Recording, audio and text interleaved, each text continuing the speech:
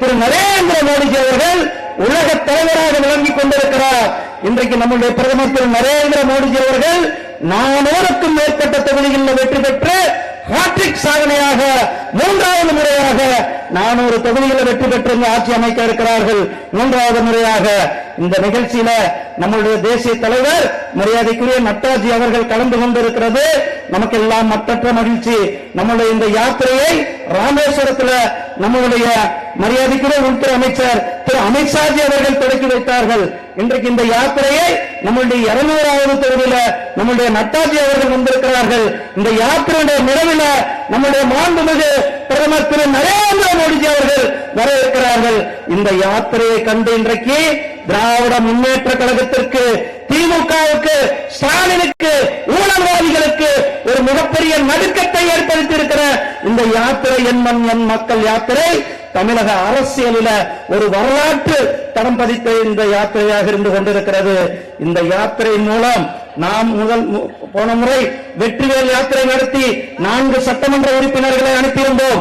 இந்த முறை இந்த யாத்திரை மூலம் 40 பாராளுமன்ற உறுப்பினர்களையும் நாம் பாராளுமன்றத்திற்கு அனுப்புவோம். இந்த யாத்திரையினுடைய வெற்றியாக நமக்கு இந்த யாத்திரை கொடுக்க போகிறது.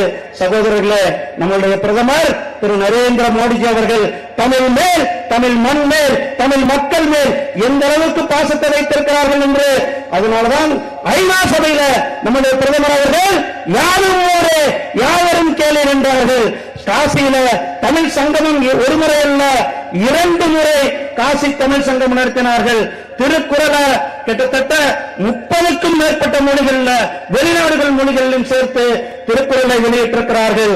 நம்முடைய புதிய பாராளுமன்றத்தில் தமிழர்களுடைய அரசு ராஜ பரிபாலனத்திற்கு உதாரணமான செங்கோலை நம்முடைய பாராளுமன்றத்தில் நிறுவி தமிழர்களுடைய ஒவ்வொருவருக்கும் பெருமை சேர்த்திருக்கிறது நம்முடைய பிரதமர் திரு நரேந்திர மோடிஜி அவர்கள்.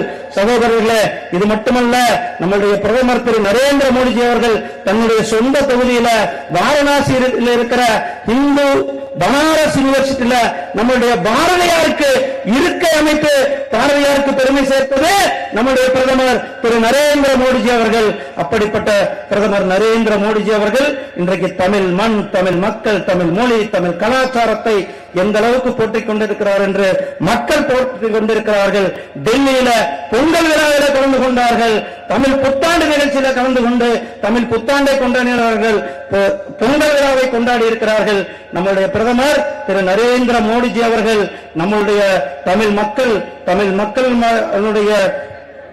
எண்ணமான 400 தொகுதியில் வெற்றி பெற்று வருவது உறுதி. நம்முடைய பிரதமர் நம்முடைய நாட்டிற்கு சொன்னது, நாம் அயோத்தியில ராமர் கோயில் கட்டியே தீர்வோம் என்றது பாரதிய ஜனதா கட்சியினுடைய இலக்கு. நாம் சொல்லியிருந்தோம், இந்த நாட்டிற்கு சொல்லியிருந்தோம். அதே போல அயோத்தியில இன்றைக்கு ராமர் கோயில் கட்டப்பட்டு கோடான கோடி மக்கள் இன்றைக்கு ஜெய் ஸ்ரீராம் ஜெய் ஸ்ரீராம் என்று சொல்லி அயோத்திக்கு போயிருக்கிறார்கள். அதே போல காஷ்மீர்ல ஆர்டிகிள் 370 துடைத்தறிவு என்றும் சொன்னோம். அதே போல அங்கேயும் துடைத்தெறிந்து இருக்கிறோம். இந்த நாட்டிற்கு என்னென்ன சொல்லியிருக்கிறோமோ அத்தனையும் நம்முடைய திரு ஜெகத் பிரகாஷ் நட்டாஜி அவர்கள் தலைமையில நம்முடைய பாரதிய ஜனதா கட்சி, நம்முடைய பிரதமர் திரு நரேந்திர மோடிஜி அவர்கள், நம்முடைய மரியாதைக்குரிய உள்துறை அமைச்சர் அமித்ஷாஜி அவர்கள் செய்தி காட்டியிருக்கிறார்கள், நடத்தி காட்டியிருக்கிறார்கள் என்பதை சொல்லிக்கொண்டு உங்களிடத்திலிருந்து விடைபெறுகிறேன். நன்றி, வணக்கம். ஜெய் ஹிந்த், ஜெய் பாரத், ஜெய் ஸ்ரீராம், ஜெய் ஸ்ரீராம்.